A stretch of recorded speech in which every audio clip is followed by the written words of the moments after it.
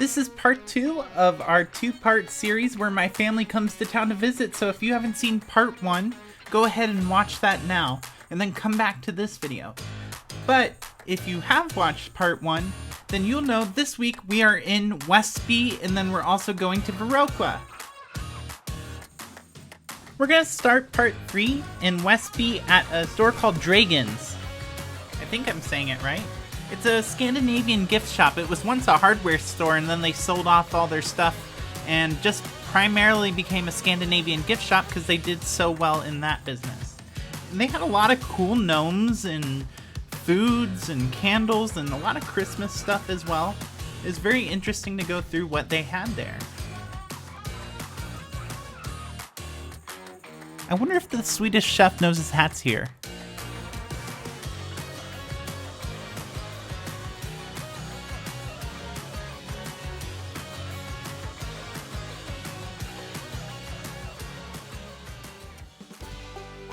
Across the street is an antique store called Treasures on Main. Now, I've been here before, but I was so surprised at what I found this week. You're not going to believe it either. But first, we look at some of the cool stuff they have here. They had trolls as well. That's a reoccurring theme in Westby.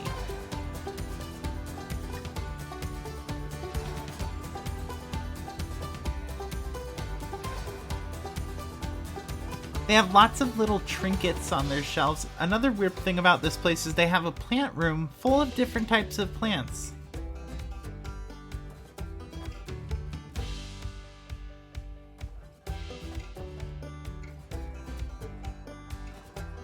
And next door to the plant room is where we found this amazing piece. My mom's actually about to stumble on it in a second, but first I'm going to go to the bathroom and hand the camera off to Caden.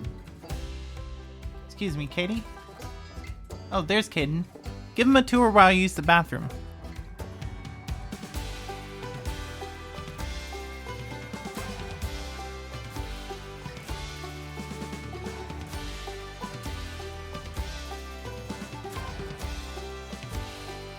Alright, now that I've used the restroom, let's go find out what my mom's been calling for me for.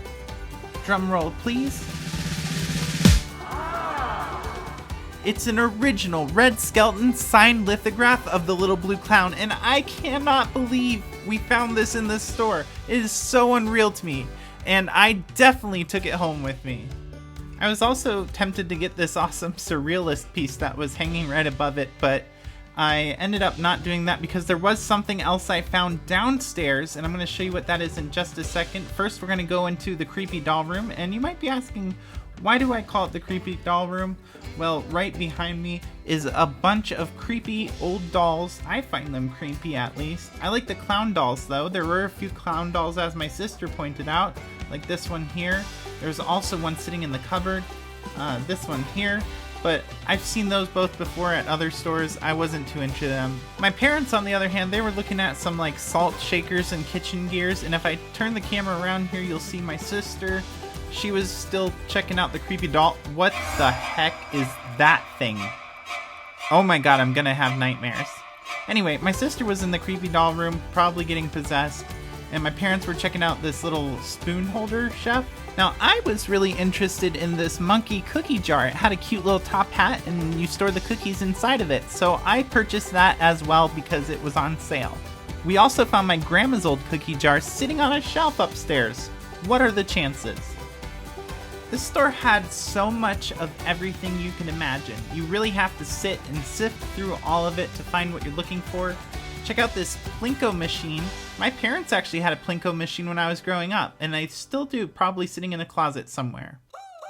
Next, we went over to the cheese and gift store from the Co-op Creamery in Westby, and boy, we were glad we did because they had some amazing cheeses to check out.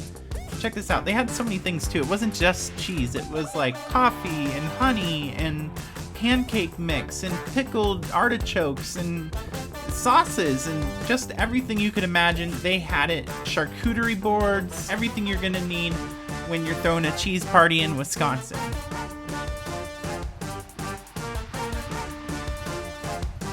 If you like cheese, this is definitely the place to be in Westby. And while Caden and I were checking out the events going on in town, my sister and my mom were picking out cheeses they were going to bring back with them.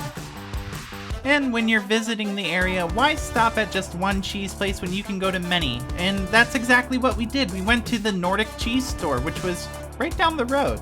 And we even talked to some people inside. They're going to be opening a petting zoo here soon as well. Of course, they have this cool cow bench out front that's fun to take pictures in, and my family did take pictures in.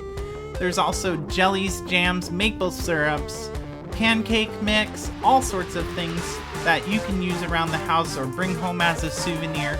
I ended up getting some garlic basil mozzarella sticks, and they were amazing. Next, I brought my family over to Viroqua to experience the art garden and the bookstore at Driftless Books and Music. If you haven't seen my previous video, I actually did a full walkthrough of both the bookstore and the art showcase outside. We all took pictures in front of the decapitated Barbie shrine. I think that's what it is.